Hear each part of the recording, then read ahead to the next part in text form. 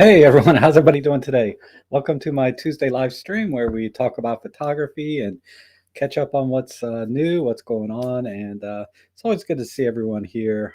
The regulars that come in. If there's anyone new here, let me know. I'd love to hear from you. Tell me your name, where you're from, things like that. Uh, but in any case, let me check in who's here today. Let's see. Oh, Roberto's here. Good to see you, Steve, Talos. Lassie and Chan, Roberto, how you doing?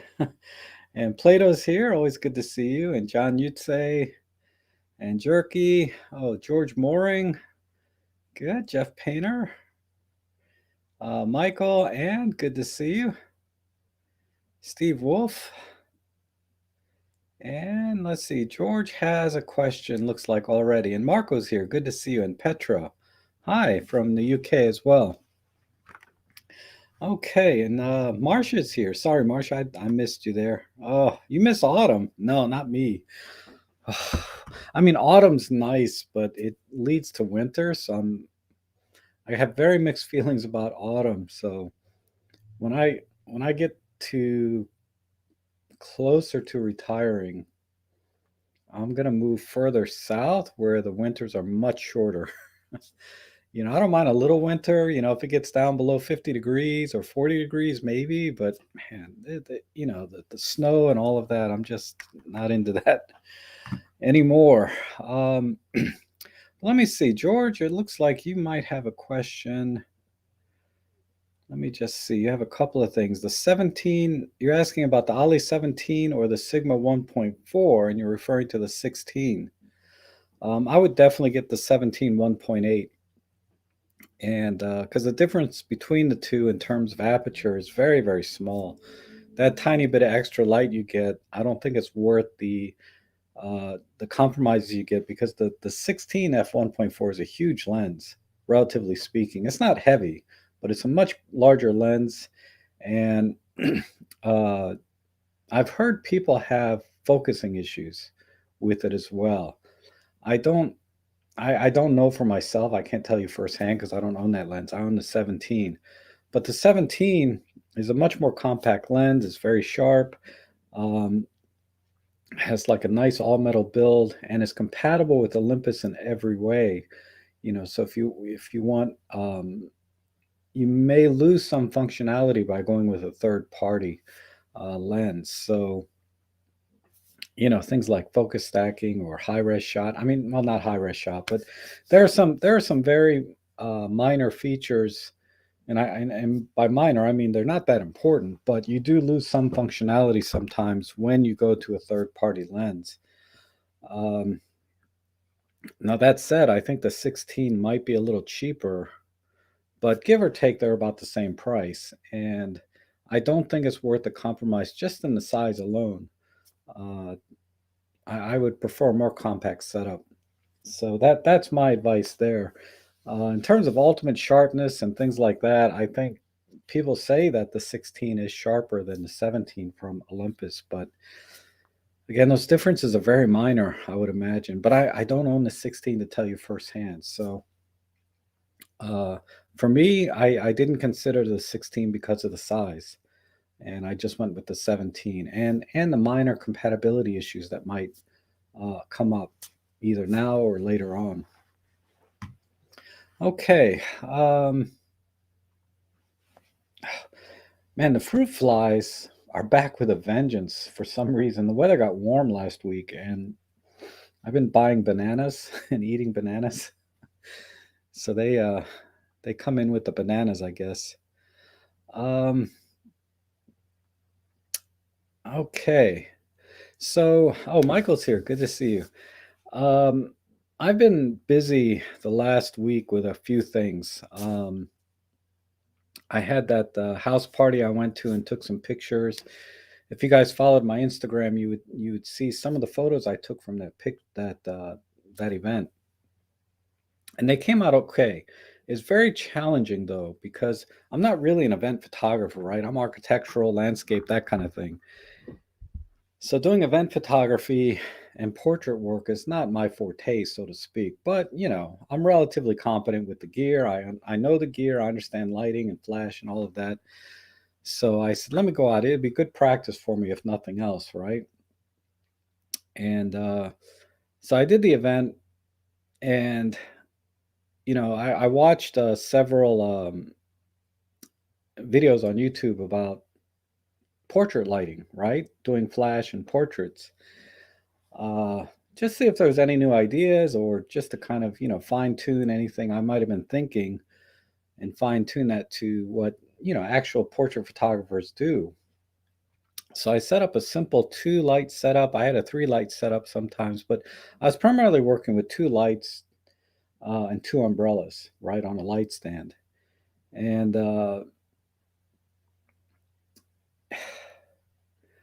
it's very different than what you see online. And this is the problem I have with a lot of the tutorials. A lot of the tutorials I saw online. Uh, they're in a studio, right? And they always have a backdrop. I didn't have any backdrop, but that's okay. I wasn't too worried about that. I did bring my collapsible backdrop with me, but I ended up not using it. So uh, the setting is basically on a large deck, and also uh, in the backyard on a deck on the water. It's a beautiful home on the water, riverfront property. And so I set up my two lights, and I set up a chair on the deck. This was on the waterfront. And it took me about a dozen shots to get the lighting correct. Normally I get it right in 2, 3 shots, but I was struggling for one reason or another, because I wasn't used to dealing with the huge ambient area, open area behind the model, and dealing with the ambient light. And I ran into two problems. One was um, the biggest problem really was the white balance, right? Because the white balance is very different. And this was late evening. It was blue hour, and then it got very dark very quickly. Was dealing with the white balance difference between the flash and the ambient light. The ambient light was very cool, very blue, and the flash, of course, is your normal daylight white balance. And when I took a picture, it just looked like flash photography, because even though the lighting was soft and everything, the difference in ambient light and flashlight was very stark. So let me just pull up my Flickr account so I can talk about these as I go along, because I'm always happy to share whatever I do, good or bad. See if I can bring these up.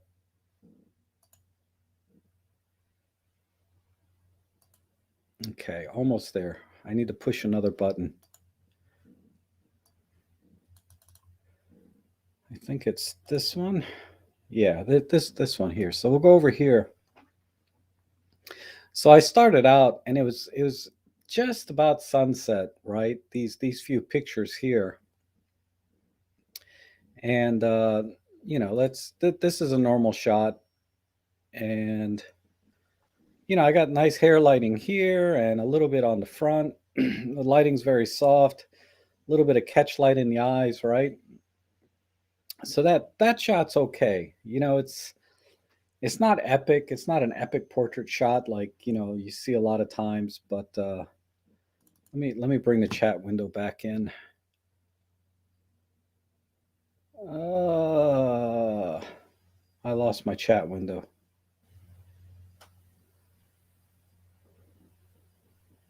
I have to have a chat window. Maybe, oh, here it is. let me set this up, because I want to read the chat while I'm showing you these pictures. So I'll do that and that. Okay. No, I didn't use a diffuser. I had 33-inch umbrellas basically for the flash. And in this case I had one I had one to the right and one to the left.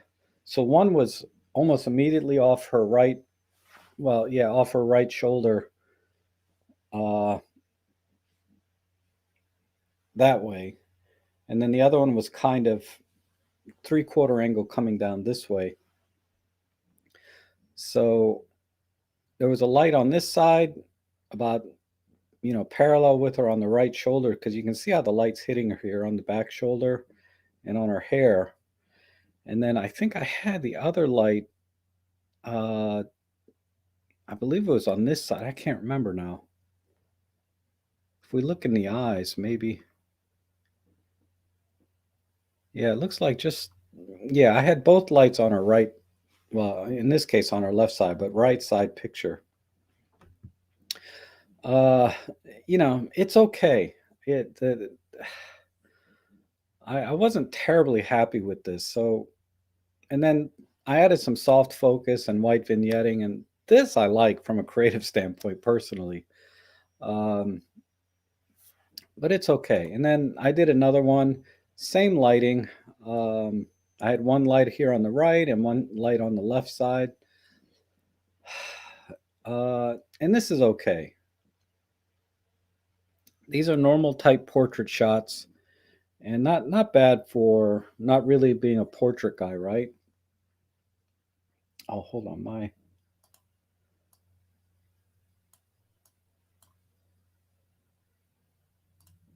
okay.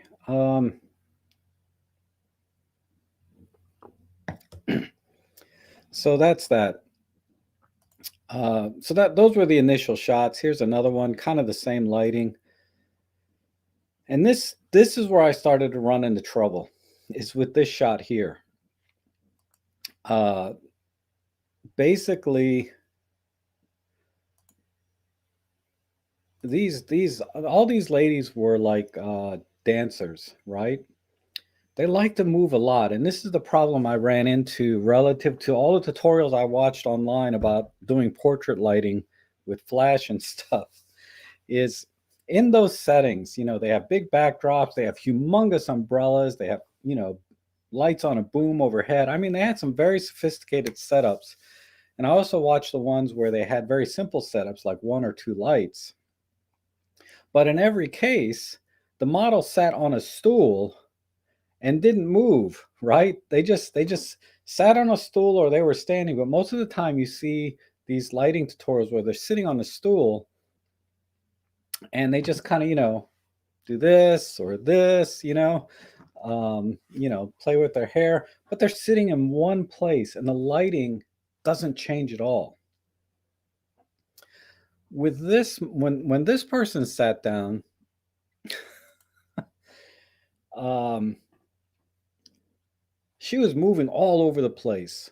I mean, it wasn't a very big chair, but she would move to this side, to this side, to this side, looking up. I wish I could go in the Lightroom and show you all the different shots that got screwed up. But I didn't plan to show those today, even though I don't mind showing them, but I don't know where they are now. But she was all over the place.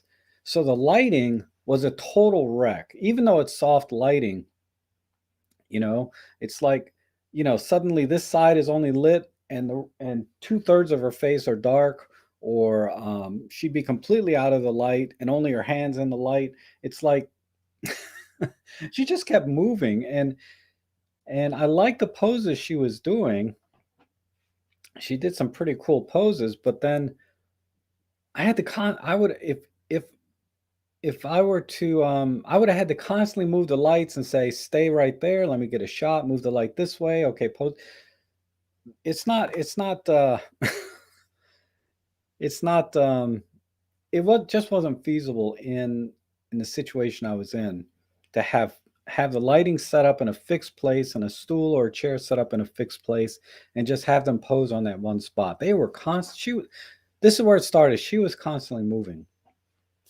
So, I ended up with uh, something like this, and then, they wanted to get together.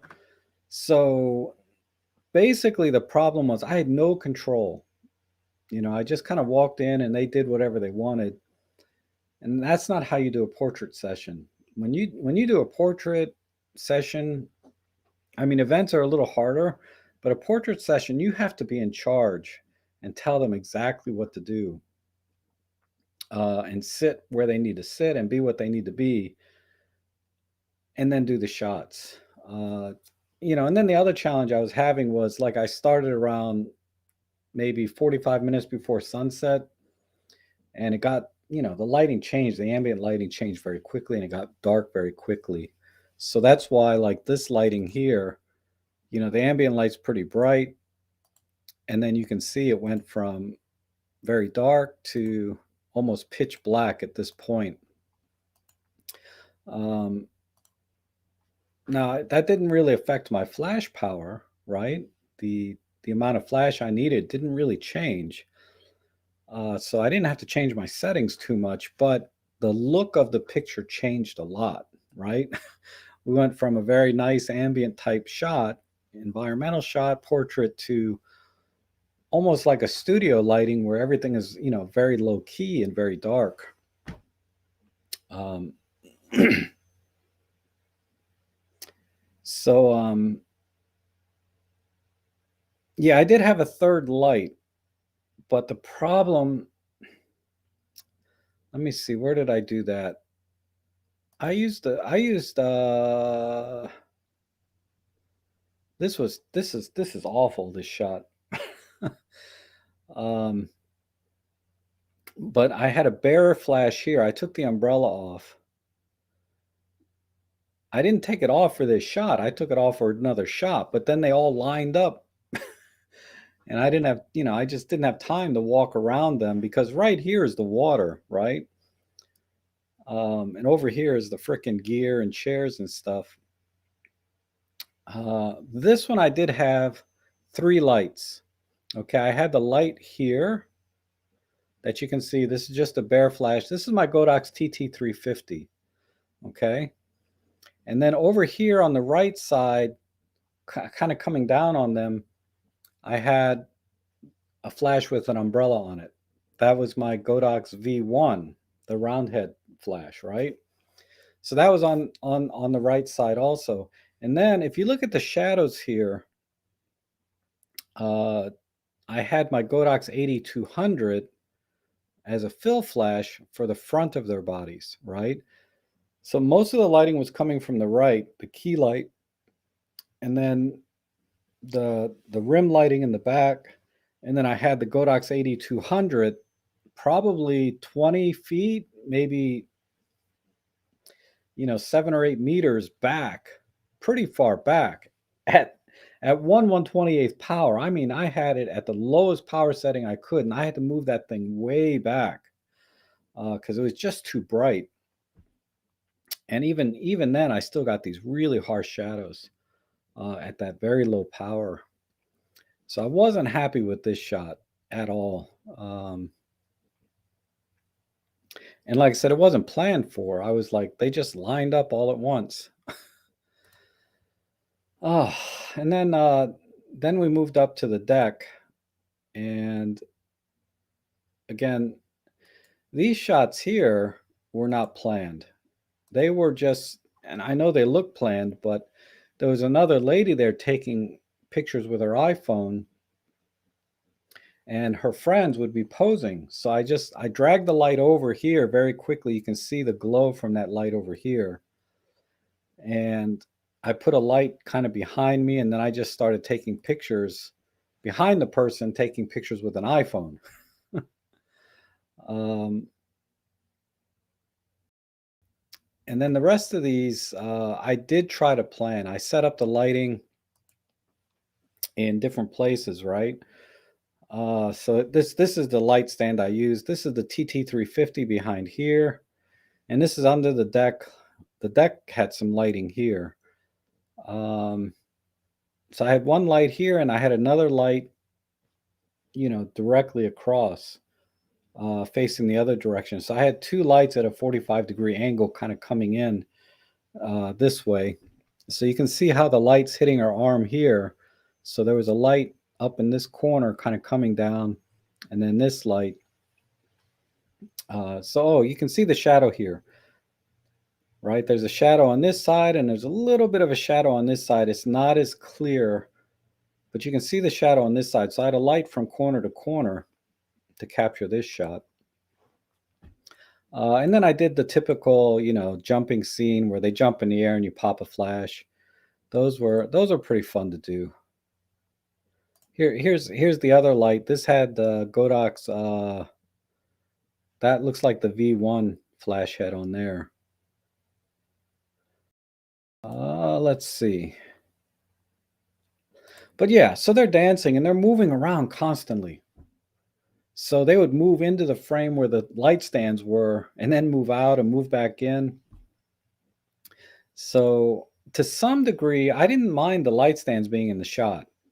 I gave it kind of felt like a studio shot. It gave it, I don't know, I think it kind of added to the scene to some extent that these shots don't look so bad even with the light stands in them.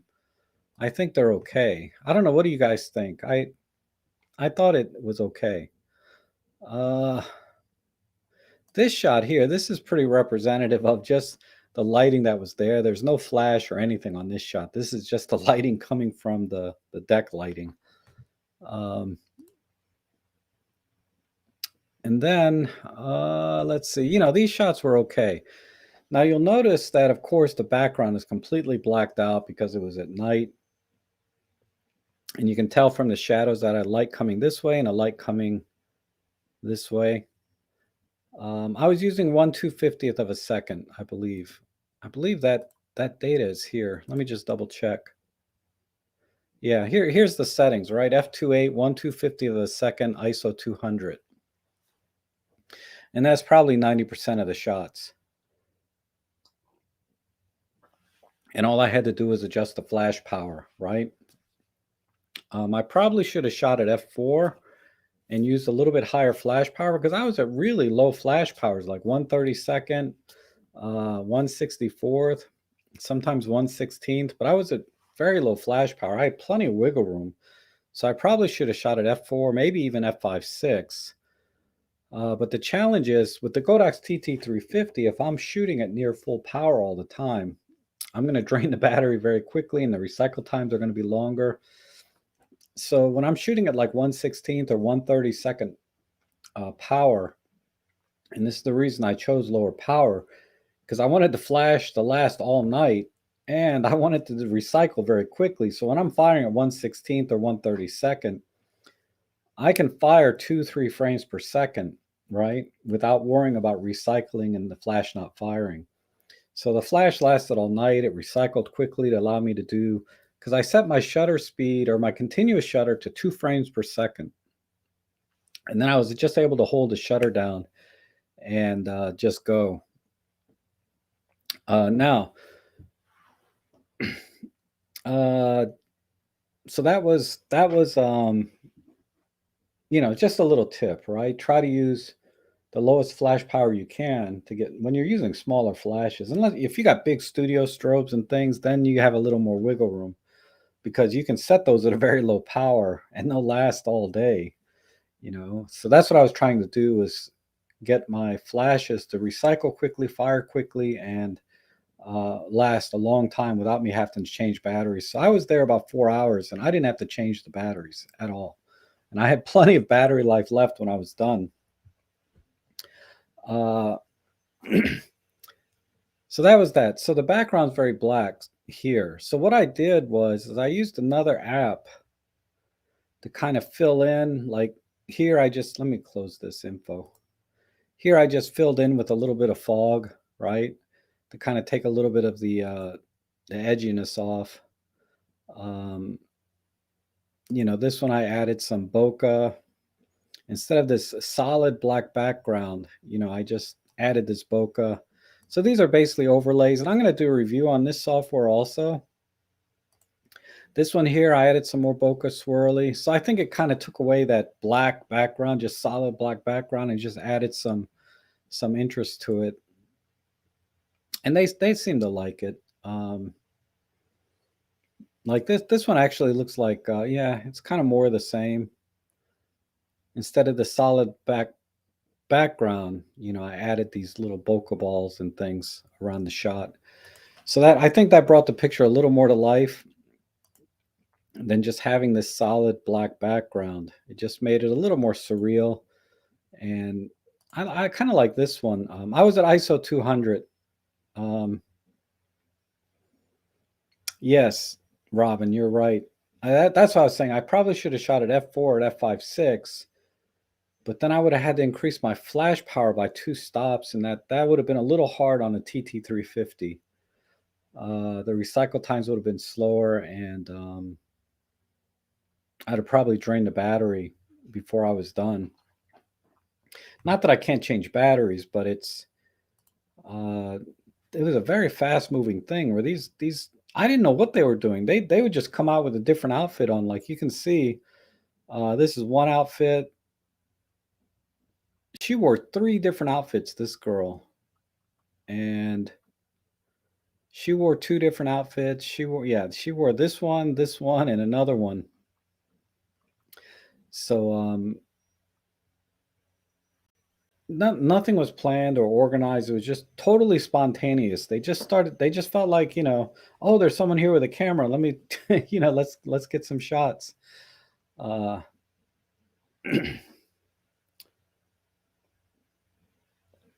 I could have upped the ISO. You're right.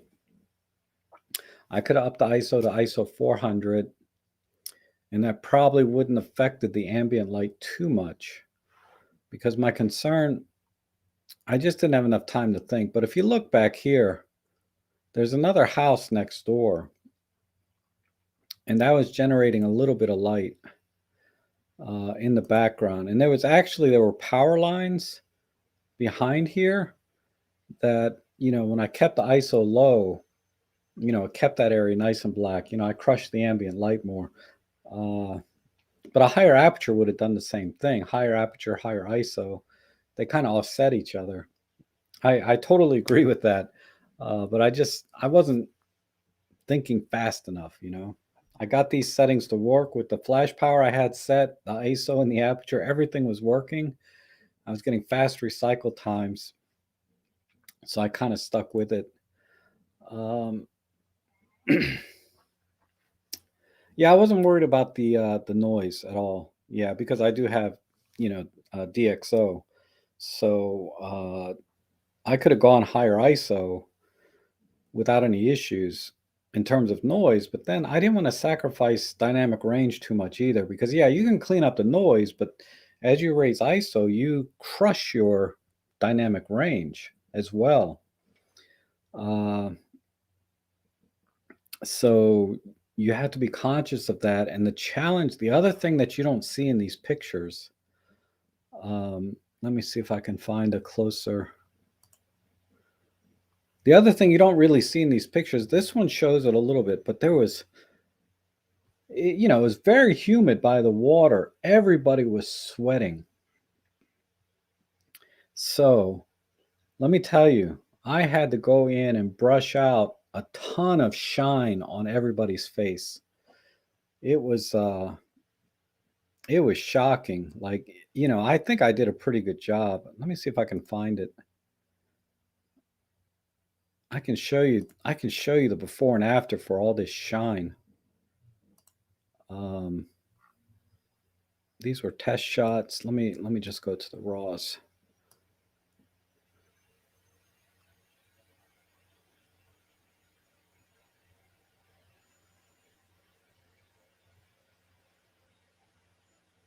This one girl didn't sweat at all. Maybe this one will show it. There's some, whoops. There's some shine here. Oop, that one's out of focus. Okay. But you can see all the shine on the face, right? Uh, that one's not too bad, but it was much worse on some of them. Let me see.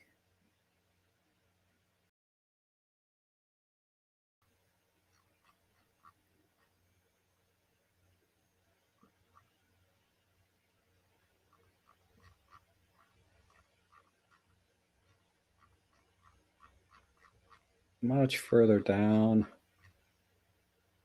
Like this one, yeah, this one is pretty rough, right? See all the hot spots? um, it was rough. So I ended up, where's the after shot? I have that shot. Here's the after shot. So here's the edited shot. You can see I got rid of most of the shine. It's not letting me zoom in anymore. I got rid of most of the shine versus, all of this to this, right? So there's kind of the before and after. Uh, whew, boy, but yeah, it was tough. Um, so anyhow, that was the event, and then like I said, I added some layers like here, just some flower petals, and this is just some flare instead of just having this solid black background. I thought this was nice, so I'll talk about that. Yeah, I saw one of the video YouTubes where they were using that DL Portrait Pro. If I do portraits all the time, I will definitely look at investing in something like that. But as it stands, I'm just I don't do portraits very often. Um, so that was that. So but so I'm gonna go back. They have these parties every Saturday, Sunday, it seems like. So I can go back anytime and practice some more, right? Um, I didn't charge them for this. I just took donations for the shots. But I'm going to go back and practice some more.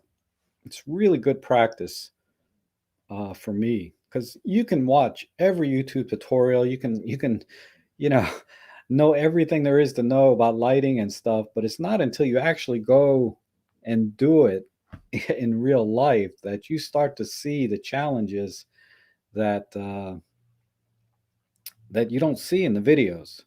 Like they have videos specifically about different things, like how to deal with shine on the face, how to reduce that. They have videos about setting up one, two, three lights, 5-point lighting, using booms, backdrops, adjusting ambient light.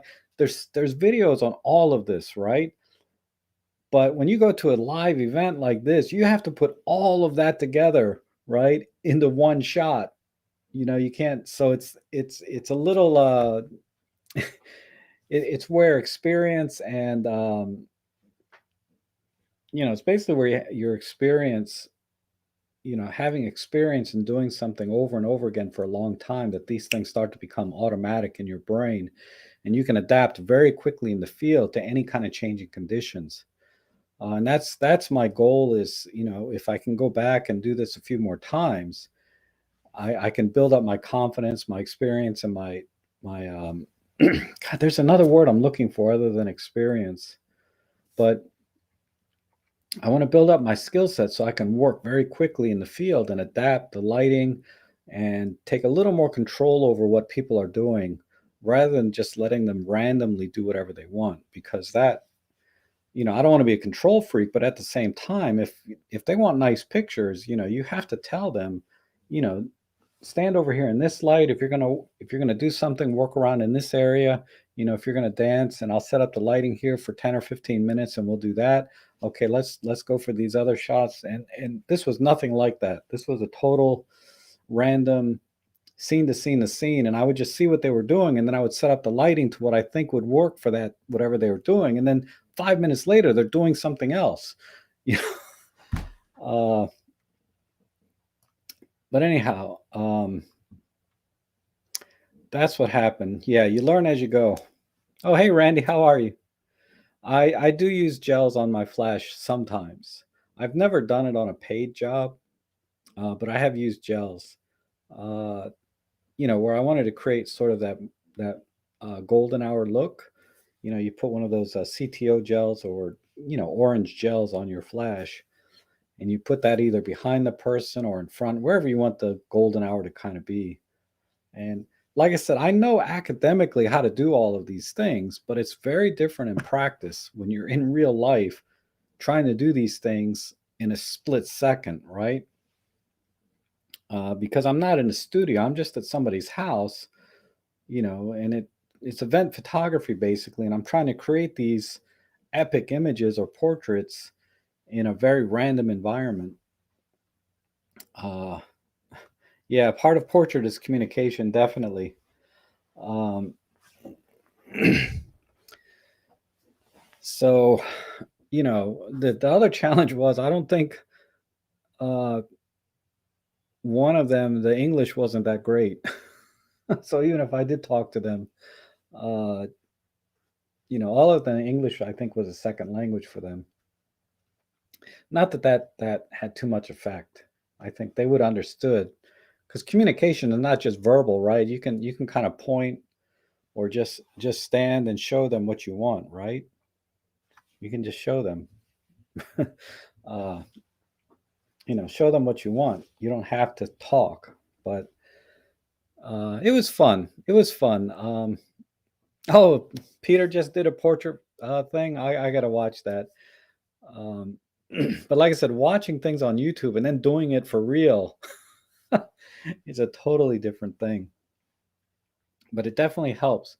You keep all of these things in mind, and then you go back and you analyze your shots, um, and see what you could have done better. Like I definitely had the ice. I probably should have put the ISO to 400 uh, in this case instead of being at 200. I probably should have done that. Um, because a lot of my images were a little bit underexposed. That helped with the shine on their faces. That's what I was thinking initially, was that I need to underexpose a little bit because I'm getting this horrible shine on everybody's face. And because they were moving so much, it's not like I could set up the umbrellas in a way that would kind of minimize the shine, right? Because the way you minimize shine is you have the light a little more indirect. That's just not going to happen, especially when they're all sweaty anyway, right? They're all very, very sweaty with lots of makeup. It's almost impossible to hide that shine. So I underexposed slightly for that. But I ended up photoshopping everything anyway. So I'm like, I should have just got the exposure closer instead of underexposing, because I underexposed by about a stop on every shot. Uh, and that was an academic decision. In practice, that didn't work out too well. So that's another example of where you learn photography, you learn techniques, and then in practice, they don't really pan out exactly the way you would expect. Uh, yeah, have some samples to show. Yeah, definitely some sheets with photos of different things, but they were posing pretty nicely. I thought their poses were pretty good. I didn't have to really tell them to do anything pose wise. They were very natural at that. Being dancers and all, right?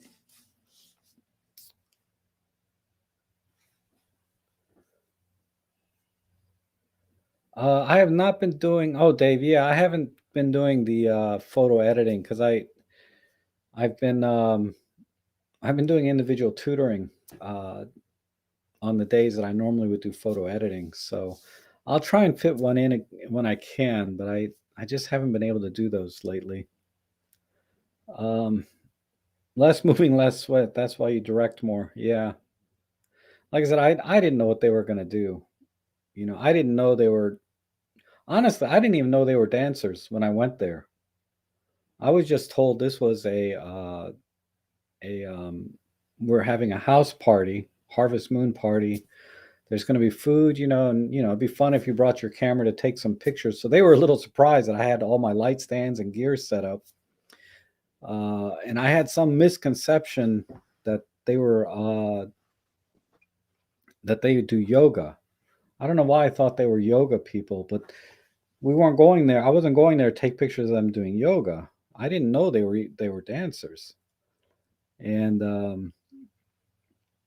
so there's like I said, it was a very random, short notice thing. I found out on Sunday that this party was happening on Tuesday, and I wasn't even invited initially, right? It's just a friend of a friend kind of thing.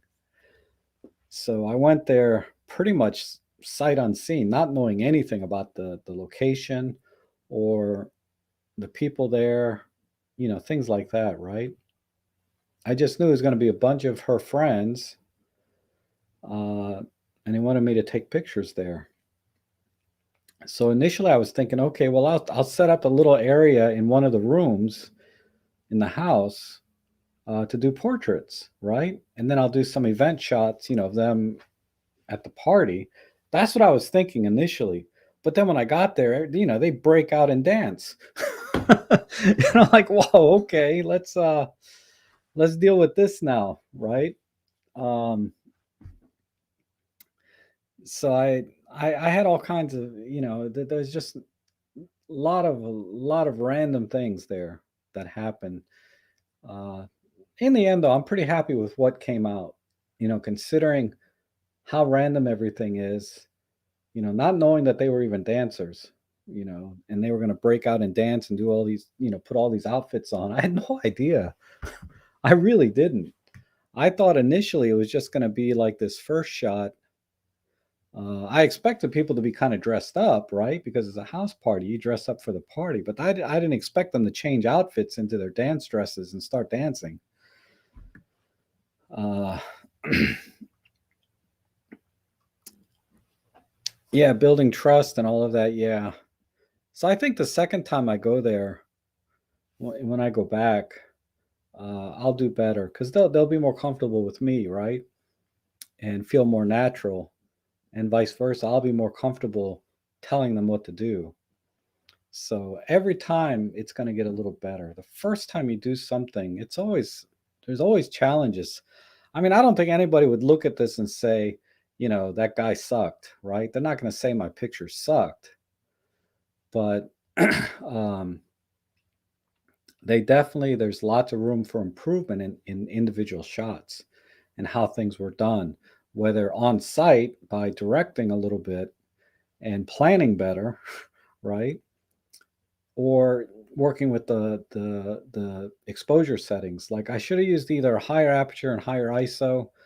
Um, that would have helped a little bit, I think, because I there was a couple of shots that one person's in focus, but the person a little bit 1 or 2 feet behind them was out of focus and didn't have to be. I could have shot at f5.6 and they would have probably been both in focus, and that wouldn't have affected the ambient light too much because I could just raise the ISO or increase the flash power, etc. There's lots of ways around. There's lots of settings. There's a couple of settings you can play with when you adjust the aperture. You can compensate with other things, right? Um,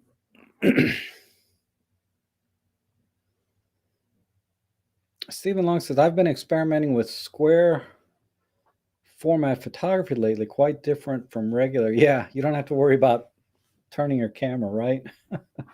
Square format is interesting. I did that one day. I haven't done it again since. Not that I didn't like it. I just haven't thought about it. I might do that though.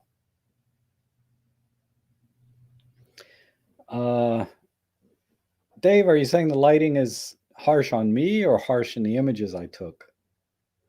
Um, because if you go to my Flickr account, you'll see them all there. Not all of them, but most of them. Uh, the lighting is a little bright on my shirt, but okay. So that's the one thing. That was my experience. It was a great experience for me. Great, good practice, and definitely I learned a lot while I was there. And uh, my shirt's blowing out. Okay, I'll just dial it down a second. Hold on.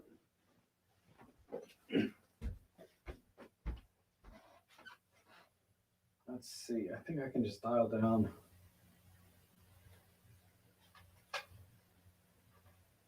There. I dialed in one stop. There we go. Oh, I'm sorry, Ellie. I'm sorry, baby. I dialed in one stop of light, or dialed off one stop of light. Um. Okay, so Yeah, this does look better. I'm looking over here. I'm back to a two-screen setup instead of three. Okay, so that was the experience. Now, let me talk about a couple of technical issues I ran into. I've already talked about the one where I kept the flash power low, like a 1/16th, 1/32nd power, sometimes 1/128th power, so the flash battery would last longer and the recycle times are faster, and you can compensate with your aperture ISO and your aperture and ISO. If that's not enough light, you can always compensate, right? In the situation I was in, because like I said, I was just using my TT350 and my V1. I did bring my 8200, but it was just I just didn't have a need for it, and I can't move three lights at a time when people are moving around a lot. The other technical issue I was very impressed with was the autofocusing of the M1 Mark III. The face detect, eye detect was amazing because it was really low light. The pictures you saw are with the flash firing. When the flash was not firing, it was really dim, and that camera locked on to people's faces and or eye most of the time. I'd say 9 out of 10 times. I was not having any problems with the face detect uh, autofocus on the EM1 Mark III, which is a substantial improvement over the EM1 Mark II and the EM5 Mark III. The face detect would have been completely unreliable in that lighting situation. That I can tell you from experience. And for two reasons. One is their face was only probably 2% of the frame, right? In most of the shots. At most, they were maybe 1/4 of the frame in the shot. When you get to about 1/4, 1/2 the frame with a person's face, that's when the M1 Mark II and the M5 Mark III are pretty good. They lock on, but they better. I mean, 1/4 of the frame is somebody's face. With the M1 Mark III, I mean, I was able to lock on to people's faces without any problem. Uh, Let me show you, like, this. This is a typical one, right? The face here is probably only 3-4% of the frame here, and this is the face that it locked onto most likely. Uh, so fortunately, they were pretty even, and the I didn't have to worry about depth of field too much here. Let me see if I have a shot that shows the ambient light, because there was one or two times the flash. Yeah, here's one where the flash didn't fire, right? This is the ambient light, and you can see that even the only light here is a little bit coming out from the windows. Uh, there was one little light bulb on the deck, as you can tell from the shadow here, lighting the scene. And even this low light, the M1 Mark III was able to face detect, lock on, and get the shot. It was not, if I just cycle through this, see, that's locked, that locked, that locked. Every one of these shots, I had no issues with autofocus. Let me see if this one got it. That's good. Then back here. So um, this one only one flash fired, the other one didn't.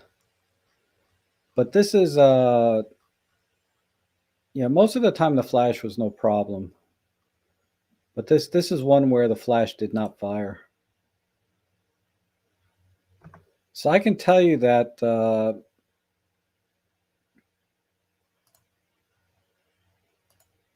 for for um, for event photography and flash, where's my? I'm sorry, one second. I lost my place here.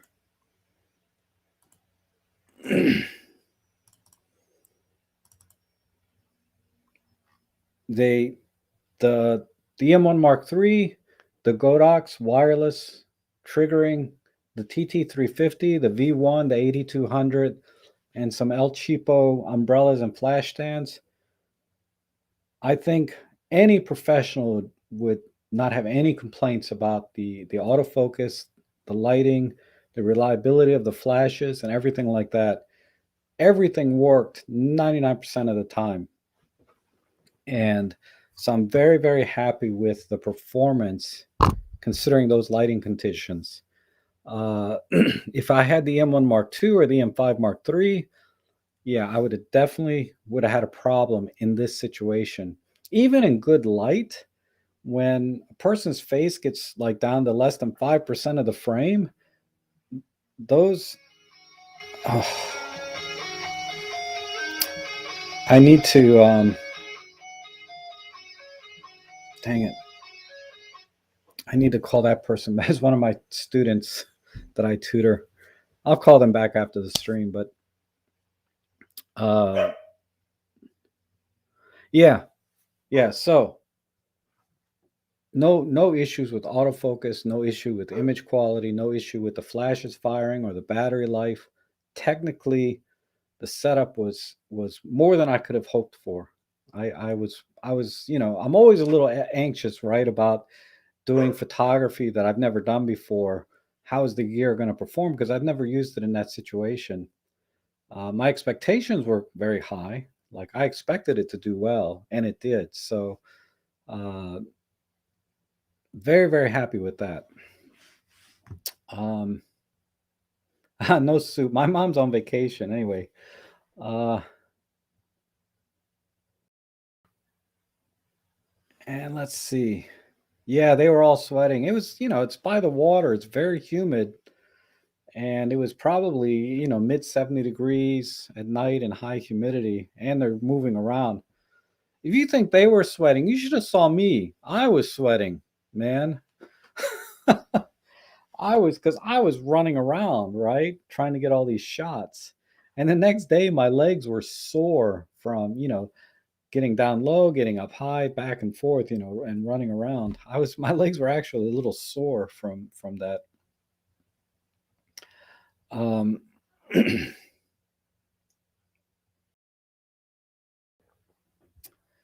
anyhow, is my shirt still too bright? It looks okay on the screen now. I mean, I should have just worn my blue shirt instead of a white shirt, right? Um, yeah, right, Dave. So technically, using a tripod was out of the question. So those are the only technical things, and in every case, I was very, very happy with the performance of the camera. I was using the 12 to 40 Pro uh, for most of the shots. I used the 45 f1.8 a little bit in the beginning, but then, for a couple of the portraits, but then I switched over to the 12 to 40 Pro for the rest. And that's it, really, from a technical standpoint. I didn't have any any problems. Everything performed extremely well from the autofocusing and the flashes. Uh, let's see.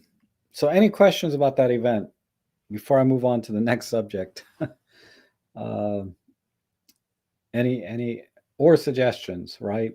But if you have any questions about my experience there, the gear, the lighting that I used, I'll be happy to answer those. But it was primarily EM1 Mark III, 12 to 40 Pro, Godox Godox wireless flash system with some cheapo umbrellas and light stands. Um,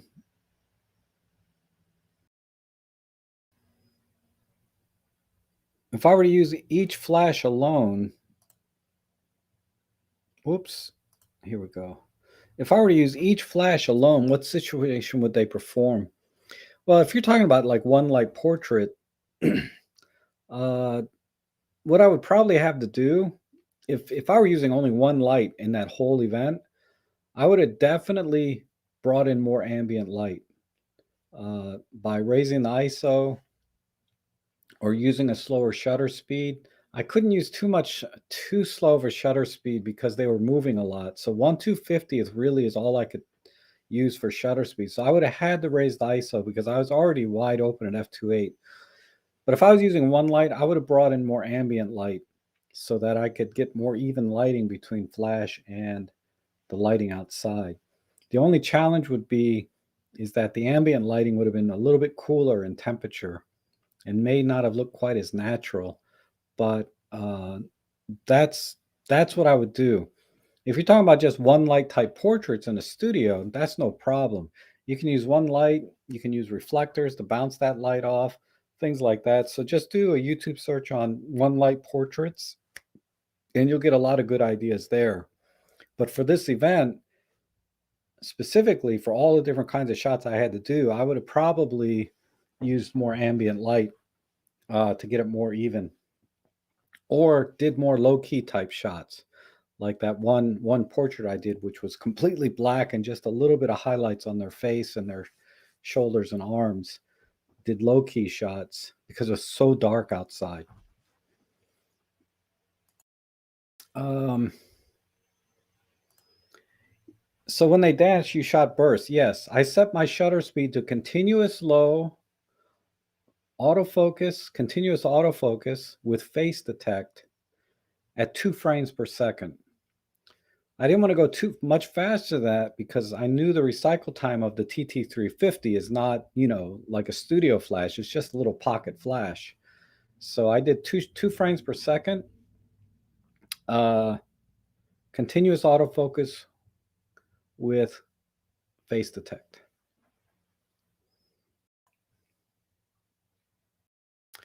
And do either of you have the 45 f1.8? And if so, how do you like it? Robin's channel says he uses it the most.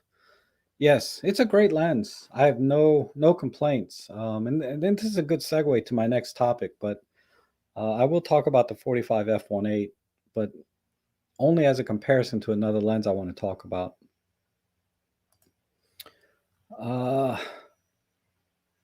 Okay, the shirt is good. Did I use any reflectors? No, I didn't use any reflectors because they were constantly moving, so I didn't have time to either hold one in one hand and take pictures with the other because they were too far away.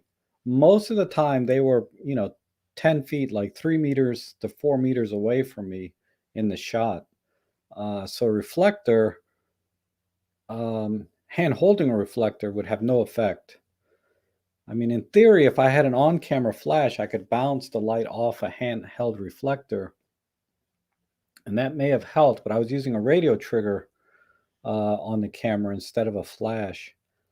I would need another Godox flash, like another V1 on top of the camera that can control the other. So the V1 can act as a radio controller as well.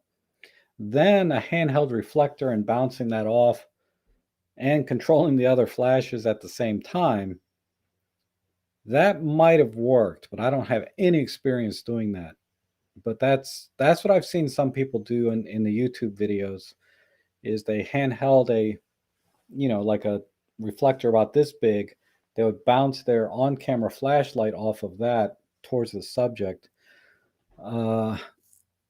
So that may have helped a little, but until you try it in practice and practice it, I don't know how good or bad I would be at doing that. But I did not do it that night. Everything there was just 2 umbrella light stands with a flash.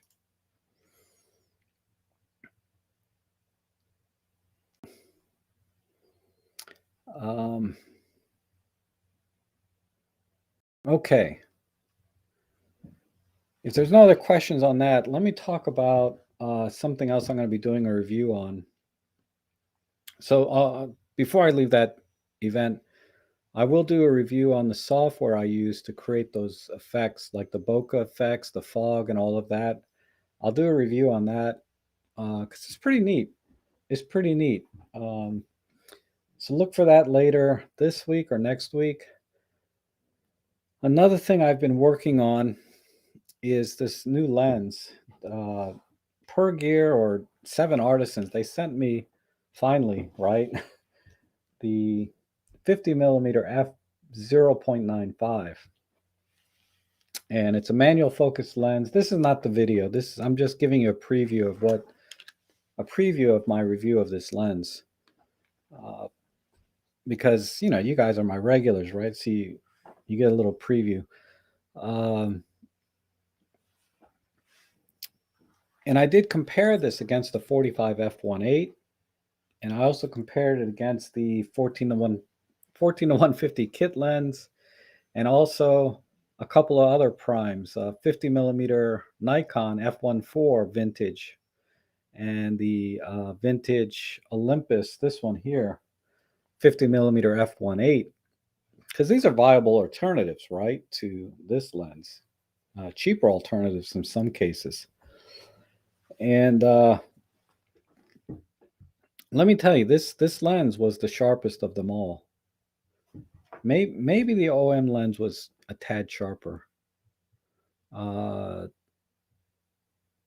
still pixel peeping the images I took with this OM lens, this 7 Artisans, and the 45 f1.8. But I can tell you that lens is really sharp. So let me show you. I put an image together just before I started the stream. Let me see if I can pull that up.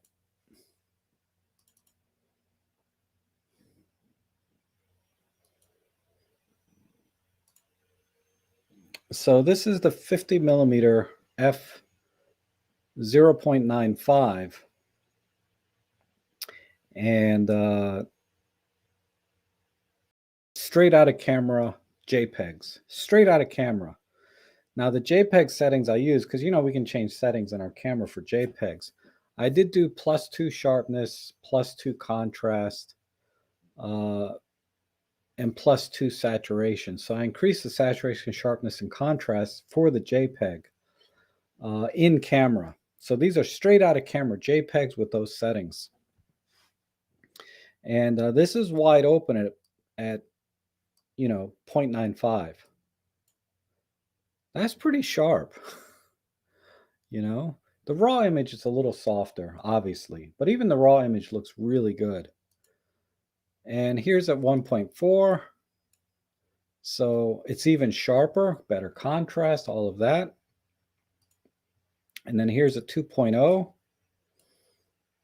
I mean, I think at f2, this lens pretty much is 99% as sharp as it's going to get, because it does get sharper as we go up the scale here. Here's f4, but it's not like a lot sharper, like way sharper. It's just a tiny bit. Like you'd have to pixel peep. Whoops, where's it here? Here it is at f2. So we still have this shallow depth of field, but if you look right in the eyes, you can see every eyelash, every eyebrow hair, everything, every pore at f2, just as you can at f4. And let's go back to f.95. So very, very shallow depth of field. It falls off right on the corners of my face. So the only thing sharp is really my eyes. It looks like this eye. Whoops. I don't know how to get closer. There. It looks like I focused on the wrong eye a little bit. I missed it slightly.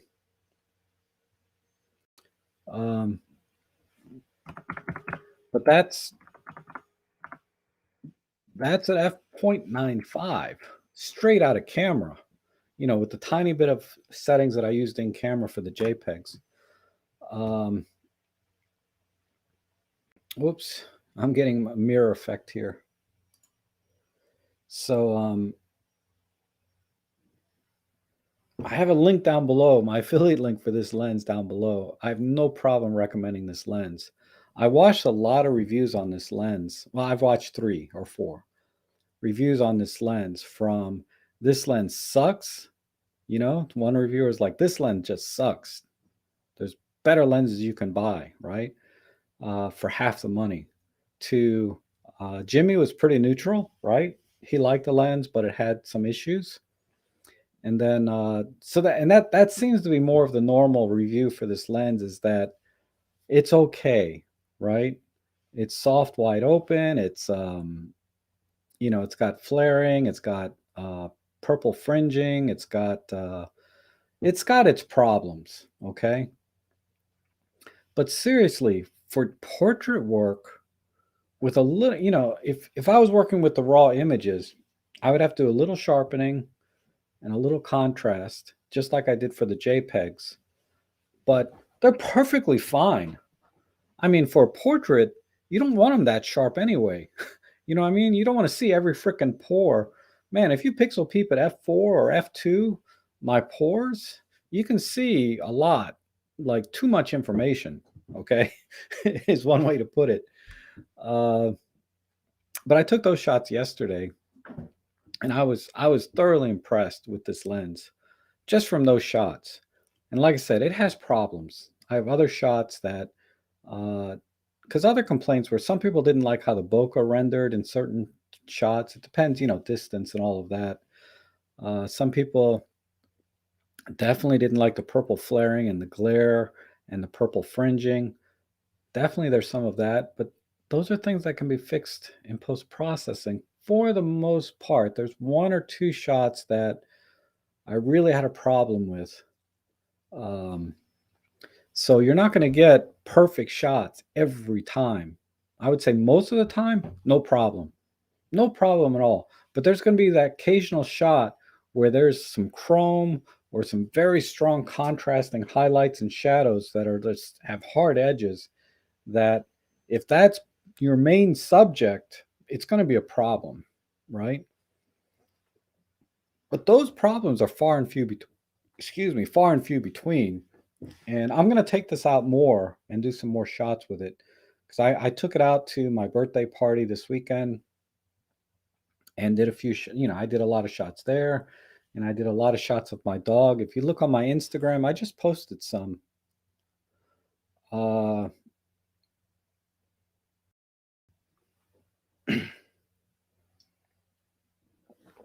Let me see.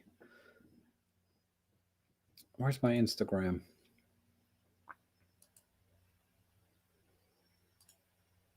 So I just posted some on my Instagram. These are all with the 7 Artisans 50 millimeter f9.5. But these are sharp. These images are sharp, wide open. Now, this is the image that I had a problem with. Let me just pull up my Lightroom. I think it's what did I edit this in? I probably edited this in PL4, but I'll pull it up in Lightroom so you can see it.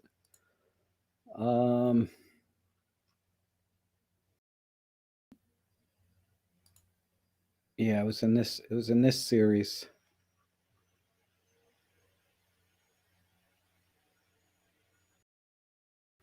I think it was this shot.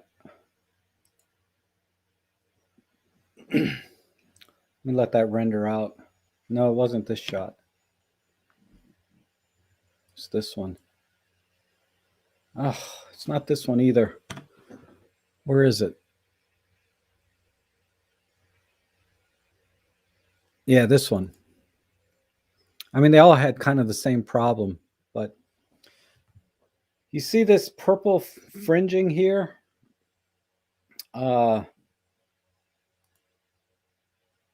This purple fringing, I have to pull it up in my other, where is it? This purple fringing, I could not, it just caused,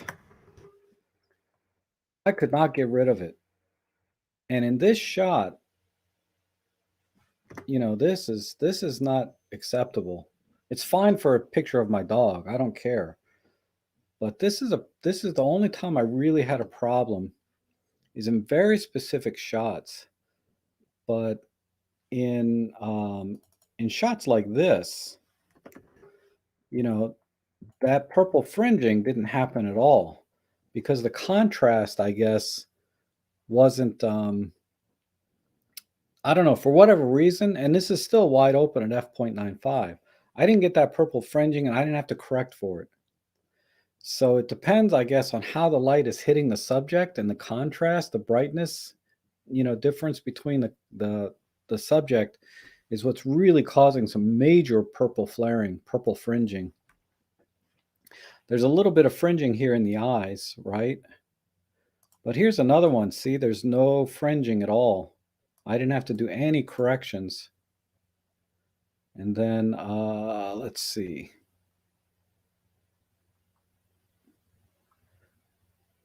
But this shot, man, for whatever reason, it was just very pronounced. So I'd say, how do I get back to my...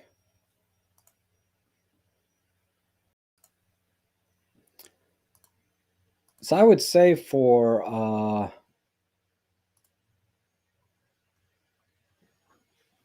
I would say, 9 times out of 10 or more, I haven't shot with it that much to give you get a good feeling for how often that kind of problem creeps up. But for the most part, I was very happy with all of the shots, the sharpness, the detail, the color. Everything was just amazing.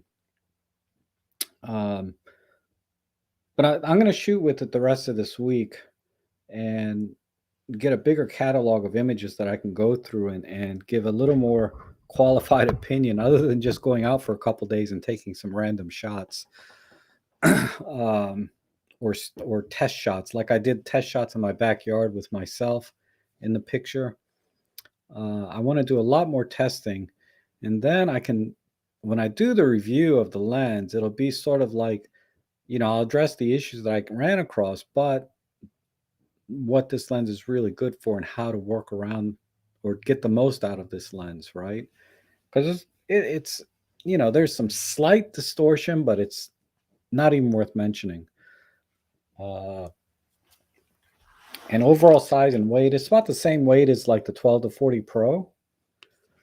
And I put a lens hood on it, like I always do. I have a lens hood. See, that did help with the flaring a little bit. And I noticed the images. When I took that first shot of Ellie where I had that bad purple fringing, I didn't use a lens hood. The shots that you saw where there was no purple fringing, I had a lens hood on. I don't know if there's a correlation there or not. I got to, again, test for that. But as soon as I put this lens hood on, I did notice the images were getting much better. Okay, so that's that. So I'll go ahead and take any questions you have about this lens that I can speak to right now based on the few days that I've had it. But let me go up and see. Oh, thank you, Paul. Yeah, for low light, it's very good. And I'm just scrolling up. I want to catch up on the chat here.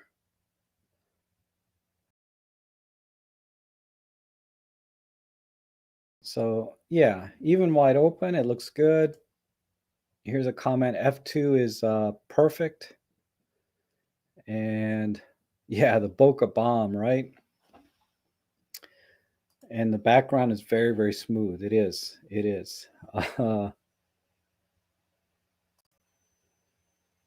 they said you can have nice bokeh. Yeah, of course you can have bokeh with micro four thirds. Almost any camera. It's harder on some cameras than others, but when you have all the right components put together, you get nice bokeh. And Steven says, I've been looking at an alternative to the Olympus 75, like an old manual. Honestly, I think if you want to go cheap, the Olympus 50 millimeter f1.8, the little bit of testing I've done with this is very sharp because I just recently started testing because I want to compare it against this one, right? It's compact. I mean, I have a giant, I have this lens hood attached to it. So let me take this off. This is the adapter. So this is a relatively compact lens. It's only when you put the adapter. I mean, I know it's not 75 millimeters, but this is a great lens. Another lens, I think someone else mentioned here. Let me pull that up. The Nikon 105 There's a 105 f2.5, which is also a very good recommendation. Um,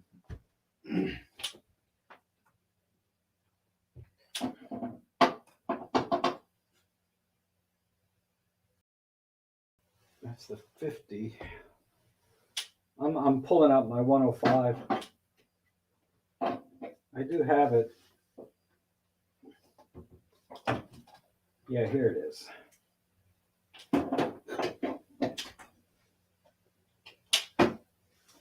I'll pull this out for grins. Okay, so here's the Nikon 105 f2.5 with the adapter on it. Let me take the adapter off so you can see the lens by itself. And this is compared to, I don't know. It's roughly the same size as the 14 to 150. Let me take the lens cap off. This is the 14 to 150. This is the Nikon 105. So it's about the same size as the 14 to 150 kit lens, right? It's about 3 times heavier because it's all metal. This is an amazing lens. This Nikon, and you can get this for about $100. That's what I paid for it. I paid $100 for it, but that was years ago. Who knows what they're going for now? But the Nikon 105 f2.5, beautiful, beautiful lens. So you put this adapter on it. Nikon is backwards, but yeah, you put the adapter on it, and it's quite the. I don't know what camera you have, but I'll put it on my Pen F here. This is on my Pen F. I'm gonna put it against my white shirt here so you can kind of see. It's not bad, right? It's still a decent size. I mean, it is heavy, so you're always going to have to, definitely going to have to use proper camera holding, right? Hold the camera with your left hand and focus, and then just use your right hand to push the shutter button, right? So you'll definitely need to do that. But this is an excellent lens, and I always put a lens hood on this too. Those are two great alternatives, I think, a 50 and a 105. I can't think of a 75 range. This is my Nikon 135 f3.5. This has its own built-in lens hood, which I like. And this is roughly the same size as the 105. This is an excellent lens too. So you can even go further than 75 millimeters. So those are the ones I would recommend. The Olympus 50 millimeter f1.8, the Nikon 105 f2.5, and if you want to go extra long, the 135 3.5 is really good.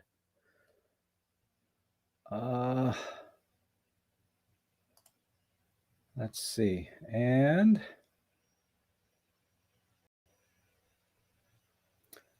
Plato is asking, how did I manually focus for self-portrait? All right, so what I did was I had the camera mounted on a tripod, and I used this remote trigger, right? So I had the remote trigger plugged in like so. So this is how I fired the camera, right? So rather than using a self-timer, I fired the camera using a remote trigger. The reason for that is because I had to focus before I took the picture. So how did I get the focus spot on most of the time, right? Well, I had the fully articulating screen popped out like so. And then I turned on focus peaking and magnify.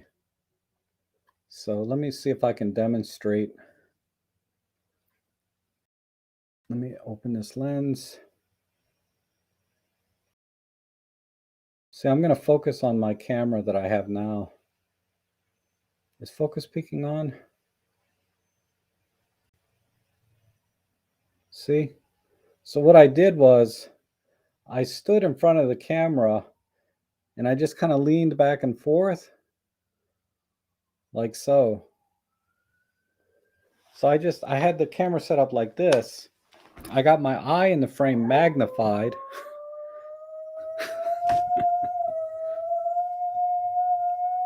Do you guys hear Ellie?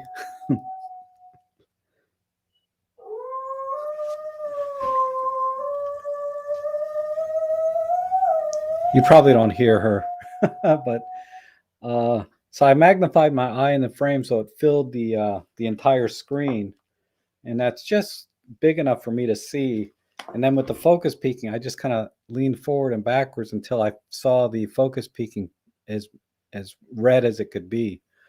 And then once I got my eye in focus, I clicked the shutter button. So that's how I did it. Okay.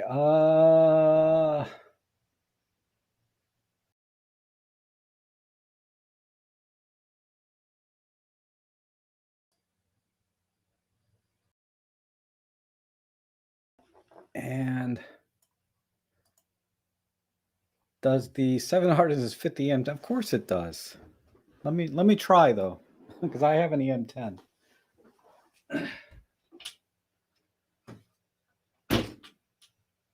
Is this my EM10? No, that's my EM5. Hold on. Where's my EM10?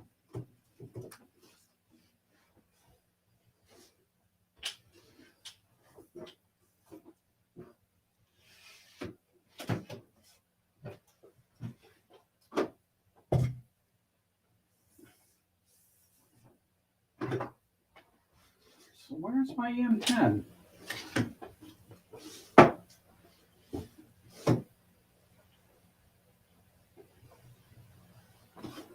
I don't. It used to be right here.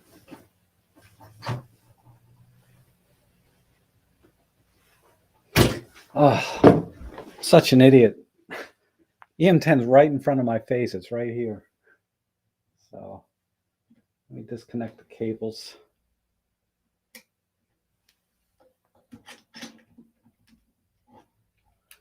All right, so here's the EM10. This is the 7 Artisans 50 millimeter f9.5. Yeah, no problems. Let me fire this up, make sure it works.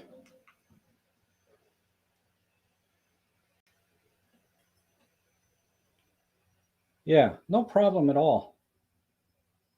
Let me focus on something. It works perfectly fine on the EM10. So whoever told you that was, was wrong. All right, let me put this back.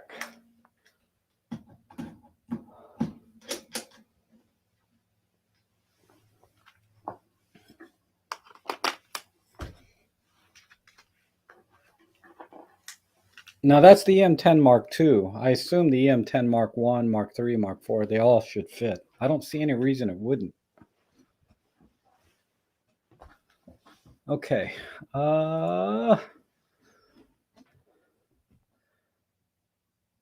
And let's see.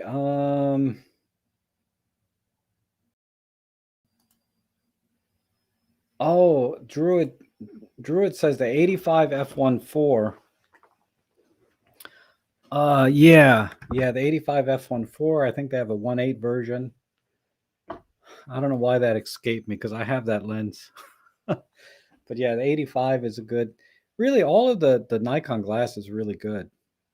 I'm sure Olympus Zuiko has some vintage 85 millimeter lenses. So and they're all pretty cheap, $100 or less, I would imagine. And how is coma? I have no idea. I'm not sure exactly what coma is. If you're talking about sort of the double thing or next time I see you, Ben, you have to try the lens and see. Or if you can tell me what to do to test for coma, I can. I just don't know exactly. So I'll text you later about that or call you. And Dave is here from Vancouver. Hello, Vancouver. I'm sorry. And Gigafish is asking, what would you use with a 50 millimeter? Basically portrait work. Yeah, essentially portrait. Maybe some candid shots where they're not too close. I did get some nice shots from some distance. And definitely in low light street photography, it's a little tight, but you could do it. Low light street photography, I think it would work. I want to actually take it out for low light street photography because at night, when the light is low, the focus peaking is a little spotty, right? It's not quite as strong. So it's a little harder to do focus peaking at night in low light than it is in the daytime. So it may be too frustrating to use in low light with focus peaking, but definitely twilight, no problem. There'd be enough light. But when it gets down to street photography, you'd have to focus on some brighter things at night than darker, because when it's too dark, it's hard to see the focus peaking and magnify. Okay, and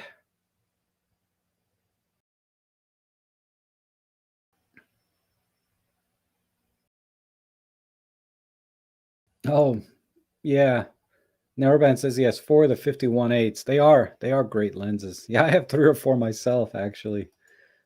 Some of them have fungus. What hood is that? Okay, this is just a 62 millimeter metal lens hood. It's not very long, but it's 62 millimeters, generic metal lens hood. I actually bought this for my 12 to 40 Pro, but it was causing some vignetting. But on this lens, it's no problem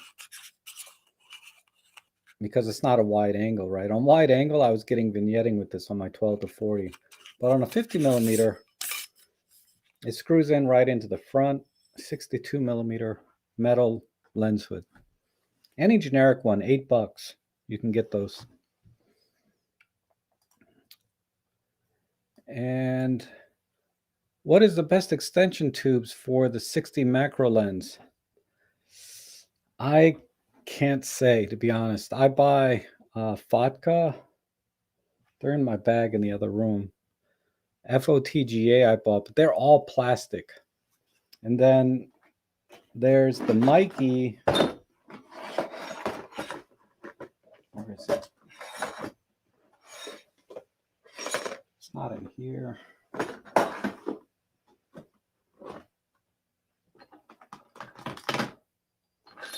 Oh, here's one. I also bought this Mikey brand. This has a metal outside, metal lens mount, and metal front. And so it's all metal on the outside, but it's plastic on the inside. So while this will wear better over time because it's all metal, just be conscious that the inside is still plastic. The reason I say that is because while the wear and tear will have much more, it'll last a lot longer. The overall strength is still only as strong as the weakest link in the manufacturing, right? In the design. So what happened to me was actually I dropped my camera and somehow forced the lens in it, and it just broke. The whole mount broke right out of the metal casing because everything inside is plastic. Uh, so in terms of durability, if you drop your camera like I do, yeah, this is not really any stronger than an all plastic one, but it will definitely last longer because of the wear and tear that you would have by mounting and dismounting. So I recommend you get the metal mount type for the wear and tear aspect of it. And I've seen extension tubes that are all metal inside and out. And the higher end extension tubes have better coating inside so that the light is less reflective, right? Because what happens when you start stacking extension tubes, the light inside reflects off the barrel here and causes a little bit of flaring. So um, that's the other thing you can look out for is to make sure that I don't know if they put felt or something inside, but I did notice the finish inside the barrel was much more flat and neutral, whereas this one is a little bit shiny, right, inside here. So uh, using one at a time, I don't have any problems. But I've noticed when I stack two at a time, I do start to get some flaring inside the barrel. It looks like a light leak, like in the old film days. It looks like a light leak when you start stacking these one at a time, no problem. So those are kind of the different levels of extension tubes in terms of quality that I've seen. So you have the most basic ones that I use actually, because I'm not really a big extension macro guy. I have an all plastic Vodka brand, and then I have the Mikey brand that's metal on the outside, plastic on the inside.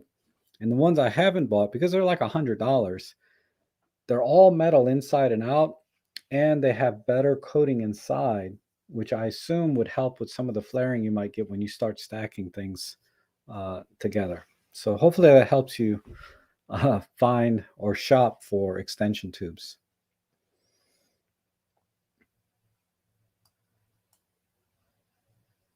Because I don't think the brand matters so much anymore. They're all kind of made by the same people, just rebranded.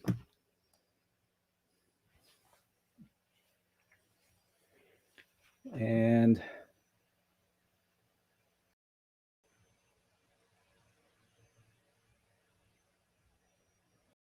yeah, we're all still here, Rick. Oh, nice intervalometer. Yeah, we use the same one. Uh, Ben from the Narrowband channel. He's got a great astrophotography channel, and he uses Olympus. Um, yeah, this one, the Pixel, it works. It works. Anyhow,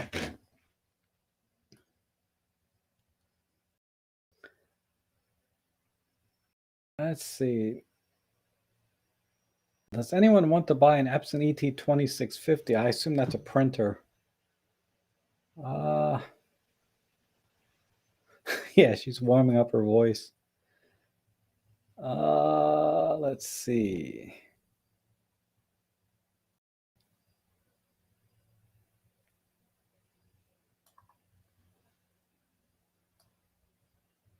And I'm just catching up on the chat. Hopefully I didn't miss anything. Yeah, there must be one without the adapter that doesn't fit. I don't know. The Ollie 85 f2 is very pricey. Wow. Oh, I bet. Because the Zuiko lenses, like the oddball focal lengths, are a little bit rarer.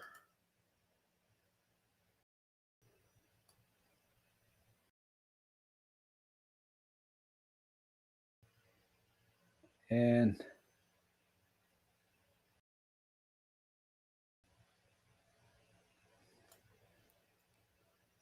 sorry, different lens. The 7 Artisans 25 has a native M43 mount, and the diameter of the lens mount and is too wide. Oh, okay. No problem. But at least we confirmed it fits on the M10, the 50 millimeter, right? Because if the 25 has a problem, other ones might as well, but this one does not. Um,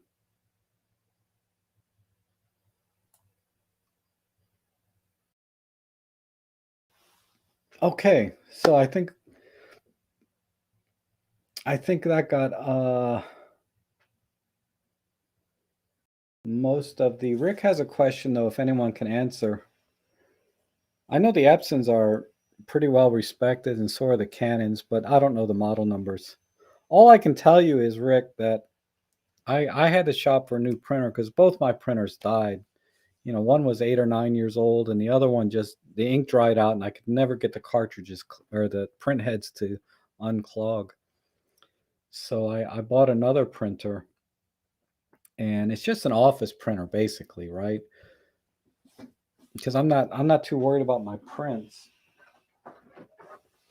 but I do it makes nice enough prints. Not I'm not recommending this printer, but I've been printing my 8x10s out on that printer, and it works well enough. It's not as nice as my other printers that died on me. Those printed much better because they were 5 ink cartridge. But Epson has a printers out now, and I'm sure Canon does too, but Epson has these printers out now that use ink tanks instead of ink cartridges. And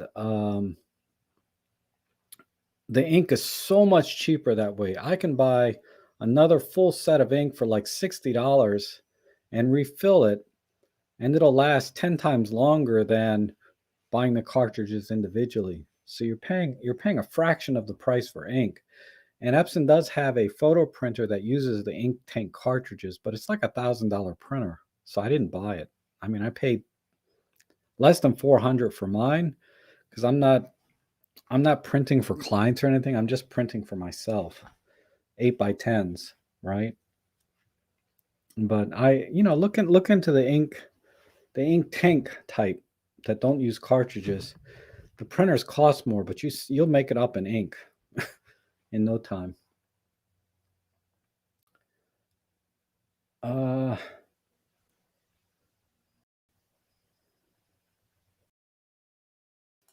Rob Trek, did you try the famous put the print head in hot water to free it up trick?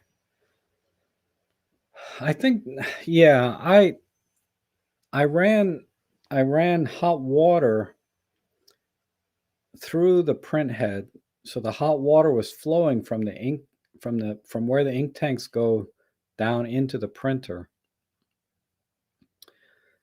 So there's ink, it's unclogged basically, but for some reason it won't print. So my guess is there might be some air bubbles or something inside the print head that I need to work out. But I'm not having any problems with clogging anymore because I can have because I use a tube and I ran a tube into the ink head where the ink cartridges go, and the water, the hot water, and I mixed it with a little bit of ammonia, flows right through into the bottom collection. Right, I put some paper towels down, so they're not clogged. They're just not. It's just printing blank pages, and the only other thing I can think of is maybe there's some air bubbles in there. So I'm going to try one more time. I still have the printer sitting out in my living room floor, but I had to print right away because I when I do my tutoring and my classes, I have to print. I have handouts I print out. So I went and I bought an office printer, and it doesn't the big difference with this office printer versus the photo printer that I was using before is the blacks. The blacks are really black, nice and dark. So there's much better contrast in the prints with a real photo printer than there is with this office printer. The office printer, it's good enough for just for me to enjoy my own photos, but yeah, I wouldn't deliver prints to a client that look like the ones that are coming out of here. Uh,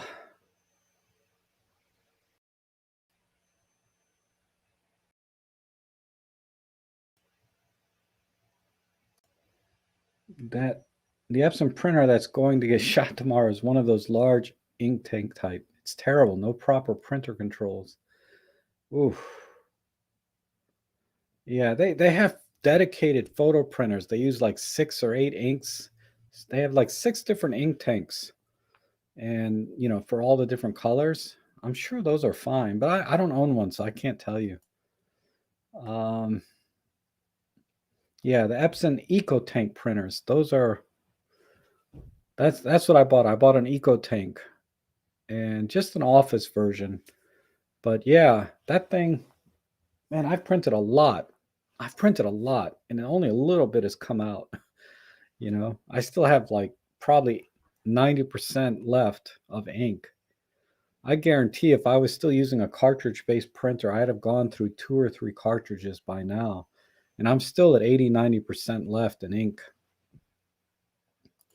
And then the refill, all of them is like $60 with original ink, not generic. I can buy Epson original ink and refill them all for $60. You know, so it was definitely worth it for me because I'm not being critical about my photo prints. Um, Maybe one day I'll buy one of the inkjet the Tank photo printers that have like 6 ink tanks where it'll produce a decent image. But uh, I need a lot of other things before I get that. I just had to replace all my tire. Things are money's just going out the window for just stuff you have to deal with in life.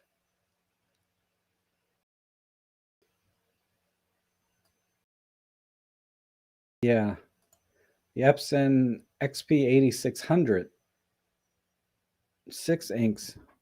Yeah, definitely something about that black ink is where there was a big difference in the contrast.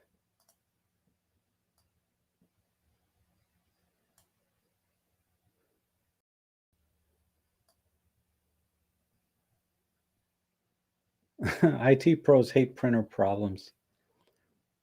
Printers basically suck for the most part.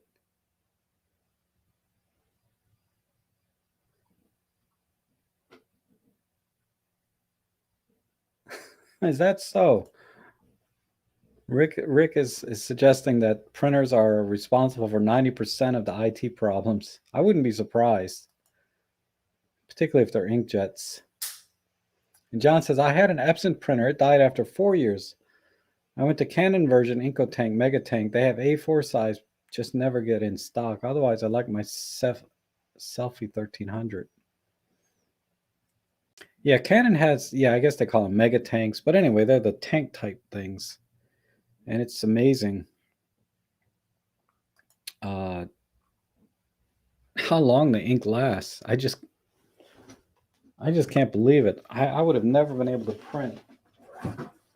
There's no way I could have printed all of these 8 by 10s on glossy, high quality paper.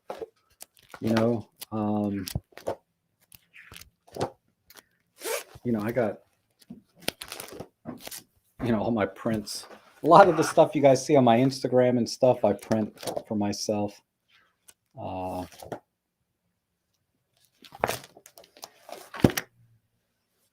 like I said, it's just for my own enjoyment. And I have another book of 4x6s, so I do print fairly often.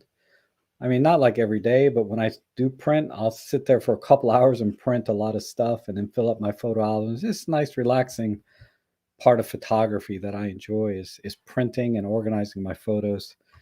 I think David Crooks suggested maybe I do a photo book too, like a coffee table type, or maybe it was Walter. Maybe do a coffee table book just for my own personal, you know, uh, enjoyment. I think, uh, yeah, I don't know too many photographers that would tell you don't print your photos.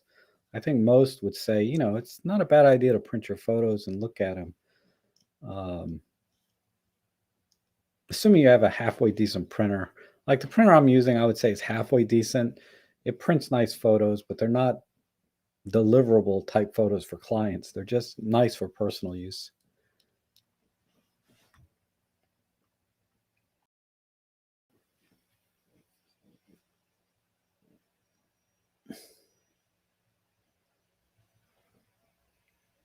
Yeah, you have to do, yeah, if you print, basically you need to print something every week, at least once a week with an inkjet printer.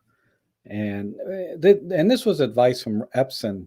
I watched some I watched an interview with an Epson printer guy or a seminar or something, but he said if you print once a week something that has a lot of colors in it, um, you'll never have any print head clogging problems, is what he said. I mean, you never say never, but uh, so I make an effort to print every week something, and hopefully, my last printer that lasted for almost 9 years. That's what I did. I printed pretty regular, and it finally died. It didn't actually die. It just said that the ink, something in it had to be replaced, where it basically it soaks up the ink. It soaks up excess ink. It's a sponge, and they're telling me that that sponge has to be replaced. But I have to take it to an Epson um, repair center to get it done or mail, send it. It just wasn't worth it. I could replace it with a whole brand new printer for 200 bucks. That's better than the one that I had, and it'd be brand new versus fixing, a 9-year-old printer, right? Or 8-year-old printer.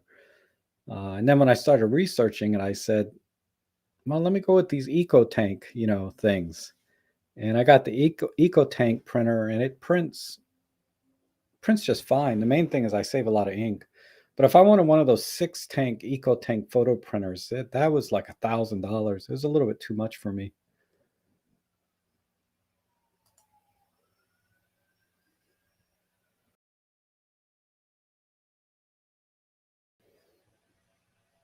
Yeah, you need to print more, Dave. It's or John.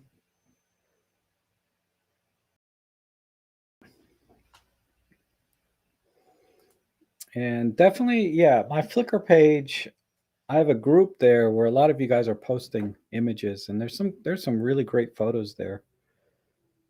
I just looked at some the other day, yesterday. I can't remember now, but I'm always impressed by what you guys put up there. Um,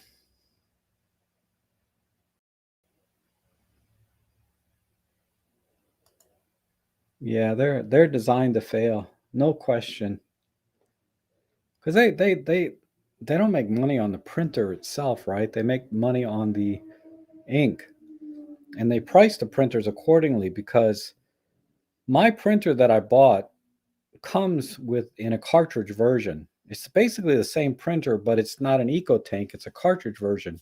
It's like half the price, right? It's like less than $200 where I paid less than, about 400 for this one. They have the same printer for less than $200, but it uses cartridges instead. And I almost went that route because I said, okay, I can buy generic ink, um, and get by pretty far, but ultimately I'm gonna the overall running costs are going to be more than using the EcoTank version, because the EcoTanks, man, if I can refill for 60 bucks, every 6 or 8 months, instead of every month I was changing cartridges, sometimes every other week, I come out way ahead.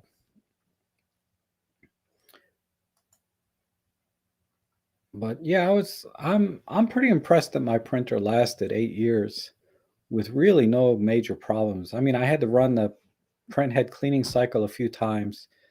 Uh, when I moved, because I didn't use the printer for a while. But after the print head's cleaned out, um,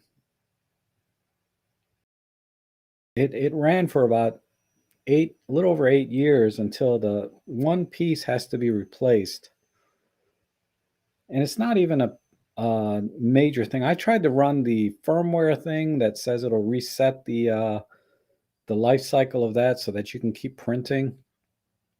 That didn't work. Um, I just still kept getting this error that I had to fix this one thing before I can continue to print. So I said rather than send it in and get it fixed, I just bought another one.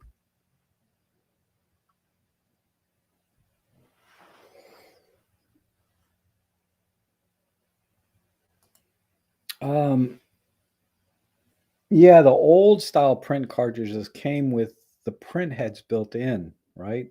HP and Canon still make those. Their very low end printers have the ink cartridge and the heads built in. Uh, and I think um, I don't know. I don't know if that's better because there was some uh, I mean, in theory, intuitively, it seems like it makes sense to replace the ink heads along with the ink in one cartridge. And the low end printers still do that, but as you go into higher end printers, whether by design to limit the life of the printer, as you're suggesting, or because technically they offer better prints, I don't know. I think with the print heads, that are already, in the printer and you just buy cartridges, um, the specs on those are higher, right? They have a higher DPI versus the DPI on the ink cartridges that come with their own print heads, if I recall, were lower. But I do have an old HP printer that theoretically should last forever because I can replace the ink cartridge with the print head at the same time. Every time I buy ink, the print head's included. And I used that printer for about 10 years with no degradation in image quality. The only challenge I had was I stopped using it. And during that window when I stopped using it, it used the old parallel port type connection. It didn't have a USB connection. And you could buy like these parallel port to USB adapters and stuff. But the printer was so old, I was like, why? So I just chucked it and got it. And I bought the printer that died on me now, that's 8 years old. But that thing went 8 years without any print head issues. So I'm pretty content with that. Um, but I know what Rick's talking about. Yeah, the old style printer cartridges, they're not old. They still make them, the low end printers with the print heads.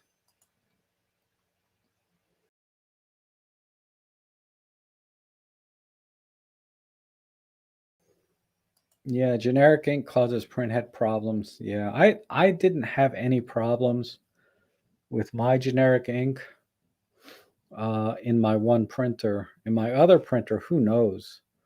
If I stuck with Epson ink the whole time, maybe it'd still be working because it's not. But the printer that's about 8 years old, I switched over to generic ink about halfway in and really didn't have any problems other than the occasional print head cleaning I had to do. The built-in one.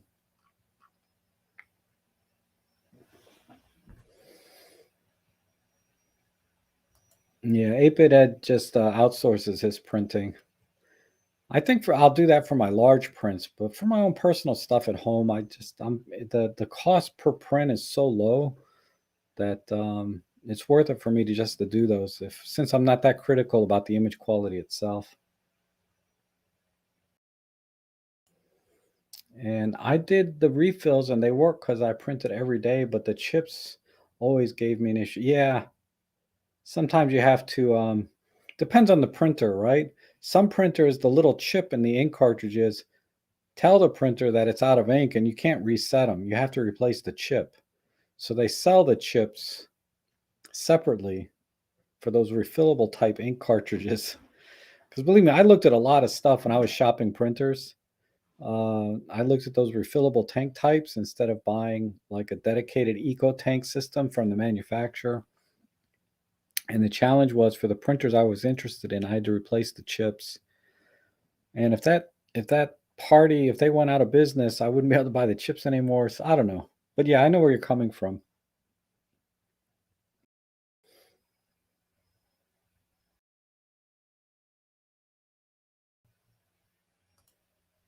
And then Rob Trek, the giveaway is the name EcoTank equals much printing, whereas the best cartridges always have given the best.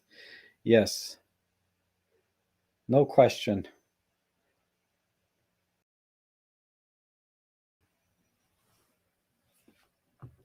Um, and the photo book is a good thing if you like to print. Yeah, I'm gonna think about that. And you can get 50 8x10s for like $50, dollar a print, and the quality is much better. And you don't have to buy photo paper. Yeah, I have to think about that. A box of photo paper is what? The ones that I buy are like $10 or $12 in the ink. I still come out ahead because I get 100 sheets for about, let's say it's $20. I get 100 sheets. I think I pay 12, but let's say it's 20. Uh, I still come out ahead because the ink cost on the eco tanks is so low. It's not even a penny per page. I don't think it's less than a penny per page. Um, so let's say another dollar for ink. You know, but yeah, you can't, that's not putting quality into the equation. If you want to add quality to the equation, that's a whole different way to look at it. Um, and I think for my larger prints, or if I had a client that wanted prints, I would not use my printer. I would definitely outsource it like you're doing, because the quality is not even close.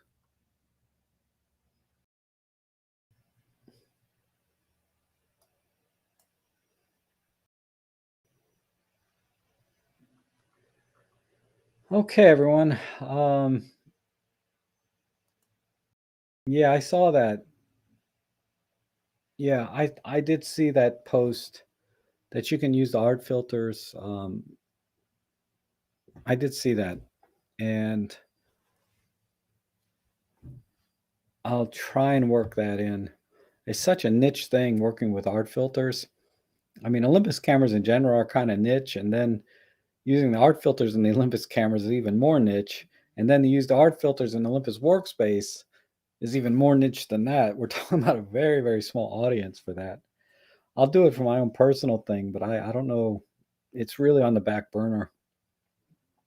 I mean, I do it time to time, but okay.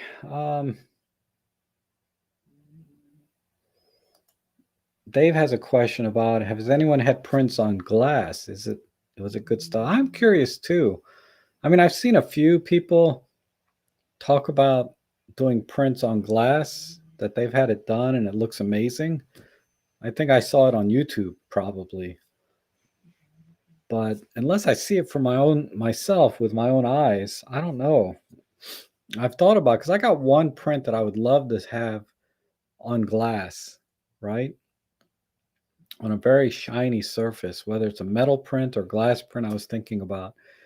It's not a particularly good image, but I put a lot of work into that shot and I really like it because I know the work that I put into it to create it. And once it's created, the shot itself is not that interesting, but to me it is because I know what I did. So I'm thinking about printing it, and just for myself, as always. I mean, that's the thing with photography, right? A lot of the images and photos that you take, um, you can take a lot of personal satisfaction out of, and not have to show anybody else that picture, right? But you can take a lot of personal satisfaction from your own efforts without having to show it to anybody else. And that print in particular is one of those kind of prints that I will print and onto a nice, in some nice high quality way, whether it's a glass, metal, or just a canvas. But I'm going to print that out into a large format for my own personal enjoyment because I know the effort and the work that I put in to create that particular image. And someone else might look at that and say, "Oh, it's just a picture of a power station." I could show it to you. It's somewhere on my Flickr. Let me show you which one I'm talking about. Um,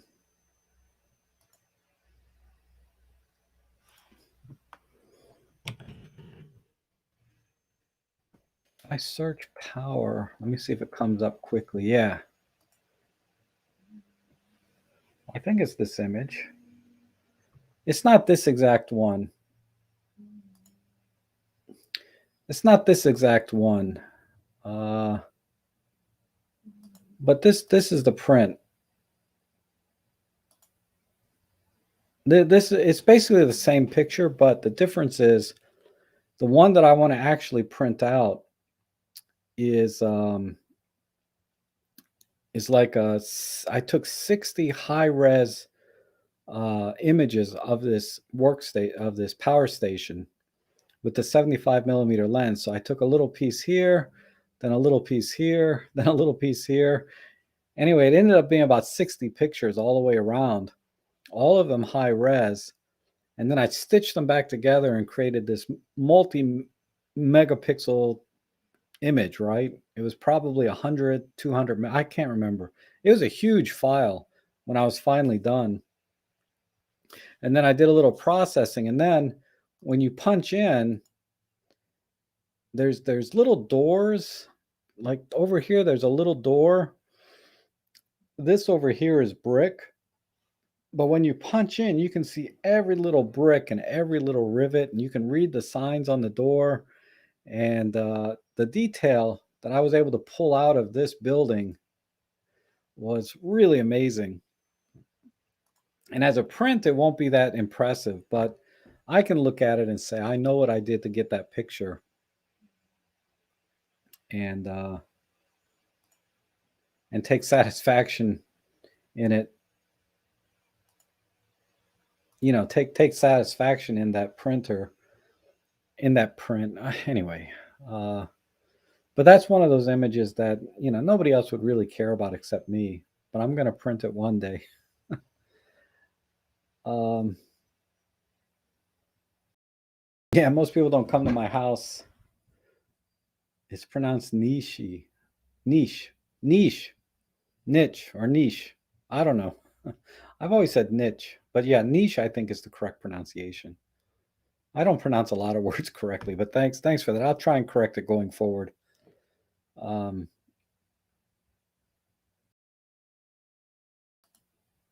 and then David says, I have some metal prints and I like how they came out and do not need a frame. That's cool. Huh, send to Rob. Yeah, next time I see you, wait a minute. I keep hitting the wrong button.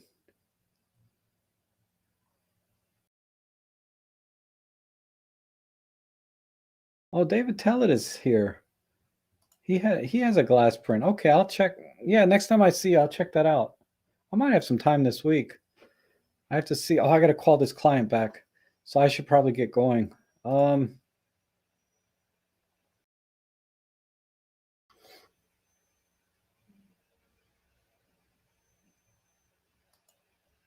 Yeah, I'm with you, Dave. It's about personal satisfaction.